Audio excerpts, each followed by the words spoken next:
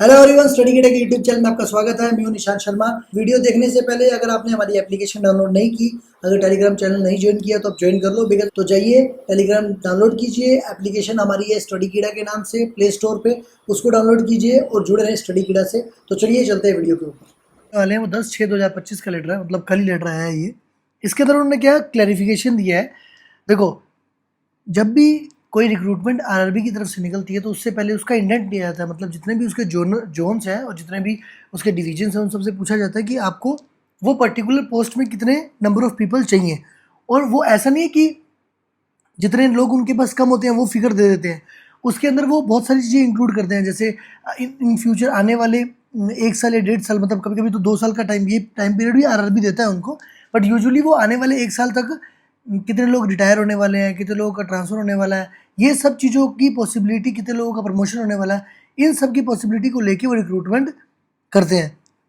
तो इसी के अंदर उन्होंने क्लैरिफिकेशन क्या दिया है, रेलवे में क्या है कि जो टेक्नीशियन ग्रेड है उसके अंदर बहुत सारी डिफरेंट डिफरेंट पोस्ट है, तो उन सबको इस लेटर के अंदर उन्होंने क्लब कर दिया है। तो अगर आप आरआरबी का फॉर्म भर रहे हो, मतलब टेक्नीशियन का, तो ये वीडियो आपके लिए उतनी इंपॉर्टेंट हो जाती है। बिकॉज जॉब लगना एक पहला स्टेप है, लेकिन उस जॉब में लगे रहना, ठीक है, वहाँ की जॉब प्रोफाइल कैसी है वो बहुत इंपॉर्टेंट हो जाता है किसी भी जॉब के लिए। तो लेटर को समझ लेते हैं। लेटर में क्या लिखा है, उन्होंने बोला कि हमने एक online indenting and recruitment management system बनाया है। मतलब जो भी जिस भी डिवीजन को अपनी रिक्वायरमेंट भरनी है वो OIRMS के अंदर देनी पड़ेगी। तो ये वीडियो वैसे तो जो रेलवे के अंदर पर्सनल डिपार्टमेंट होता है उनके अंदर एक man power planning MPP department होता है, उनका काम है इस चीज़ को पूरा करना। लेकिन ये वीडियो आपके लिए कैसे इंपॉर्टेंट है वो आगे आपको जो पोस्ट क्लब कर दी है उसको समझ के होगा। तो उन्होंने क्या बोला कि अथॉरिटी, कंपटीशन अथॉरिटी ने 6,374 लोगों की रिक्रूटमेंट के लिए अप्रूवल दिया था कि इतने लोगों को हम रिक्रूट करेंगे। और वो कितनी कैटेगरी के अंदर था, 51 कैटेगरी के। और उसकी लिस्ट उन्होंने एनेक्सर A में दी है, ठीक है।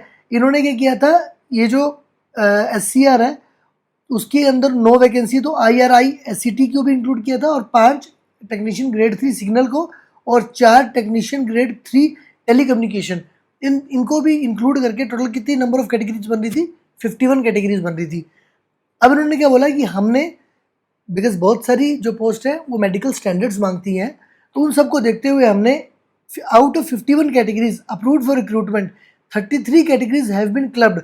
मतलब 51 कैटेगरी में से 33 कैटेगरीज को हमने 12 कैटेगरी में क्लब कर दिया। मतलब 33 से कम करे कितना कर दिया, 12। या समझो, नंबर ऑफ पोस्ट कम नहीं किया है, लेकिन उन्होंने क्या किया, पोस्ट को क्लब कर दिया।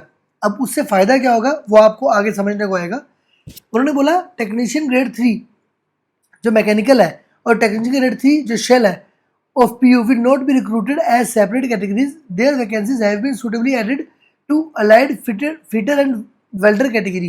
उन्होंने बोला कि ये जो 2 पोस्ट है ना, इसकी अलग से रिक्रूटमेंट नहीं निकालेंगे हम वेल्डर और फिटर की जो पोस्ट है उसी के अंदर इसको क्लब कर देंगे।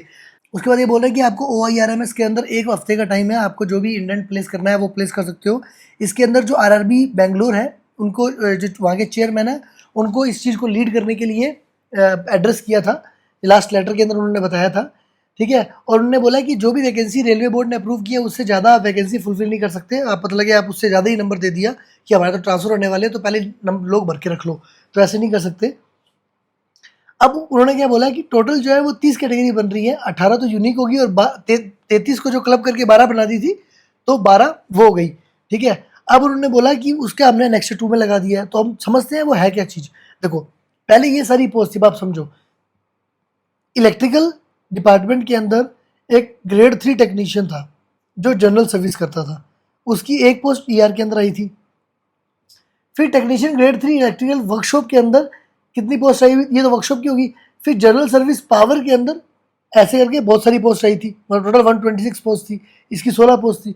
अब इन्होंने क्या किया, बिकॉज ये इलेक्ट्रिकल डिपार्टमेंट का ही है और जनरल सर्विस का ही है, तो इन्होंने ये सारी सीट्स को क्लब कर दिया, ठीक है। तो क्लब करके ये जो 51 पोस्ट थी उनको उन्होंने क्या बना दिया, ऐसे बना दिया। मतलब इलेक्ट्रिकल जनरल सर्विस की एक पोस्ट होगी, और पावर में इलेक्ट्रिकल जनरल सर्विस की एक पोस्ट होगी, ट्रेन लाइटनिंग में जनरल सर्विस की एक पोस्ट होगी, और ये टेक्नीशियन ग्रेड 3 होगा। अब इसका फ़ायदा क्या मिलेगा यूनिट को, डिपार्टमेंट को फ़ायदा क्या मिलेगा, वो क्या करेंगे अपने हिसाब से, मान लो पहले इस पोस्ट के लिए, मतलब इस एक पोस्ट के लिए उन्होंने 16 लोग रिक्रूट किए, इसके लिए 57 लोग रिक्रूट किए, ठीक है, मैं इसको एक ही मान लेता हूँ।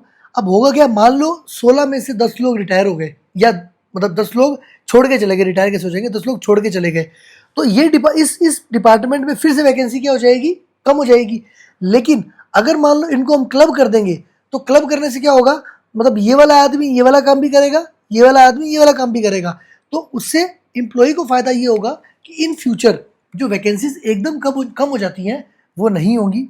आपको अगर ट्रांसफ़र लेना है, बिकॉज नंबर ऑफ पोस्ट कम है, तो नंबर ऑफ पीपल जो है आपको अकम्पनी करने के लिए रहेंगे। अभी अगर आप कुछ पोस्ट देखो, जैसे अगर आप बड़ी पोस्ट की बात करो, जेई की, एसएससी की, ठीक है, उसके अलावा अगर हम बात करें क्लर्क की, तो ये पोस्ट फिक्स पोस्ट रहती हैं एक डिवीजन में, बिकॉज ये बाकी किसी से अलाइन नहीं करती, इनका वर्क ऑफ ड्यूटी अलग अलाइन नहीं करता। इस कारण इन यूनिट्स, इन मतलब पोस्ट के अंदर ट्रांसफ़र जो होता है वो बड़ा डिफिकल्ट हो जाता है। तो यूनिट के लिए अच्छी चीज़ क्या है कि वो अपने मैन पावर को अच्छे से प्लान कर सकते हैं, और लोगों के लिए अच्छा क्या है कि जब भी उनको ट्रांसफ़र लेना होगा तो हाँ, उनके पास सपोर्ट करने के लिए उनके बाकी लोग होंगे। तो ये उन्होंने कर दिया है। तो आगे से जो रिक्रूटमेंट होगा वो इन्हीं 33 पोस्ट के अगेंस्ट में होगा। तो आप जो जिस भी पोस्ट के लिए फुलफिल कर रहे हो, मतलब फॉर्म अप्लाई कर रहे हो, तो आप चेक कर लेना कि उसके अंदर कौन सी कैटेगरी आ रही हैं, और क्या उसकी जॉब प्रोफाइल आपको सूट करती है कि नहीं करती। ये सब चीज़ें फ्यूचर में बड़ा काम आती हैं। इसके ऊपर और कोई भी अगर आपको डाउट हो तो आप ज़रूर वीडियो के कमेंट सेक्शन में डालें, हम उसका रिप्लाई करेंगे। बाकी हमारी एप्लीकेशन है, आप उसको इंस्टॉल कर सकते हो। अगर आप प्रिपरेशन कर रहे हो तो स्टडी गिडा के नाम से है, प्ले स्टोर पे आपको मिल जाएगी। बाकी कुछ नया आएगा तो ज़रूर लेके आएंगे वीडियो। टिल देन जुड़े रहें स्टडी गिडा पे। धन्यवाद।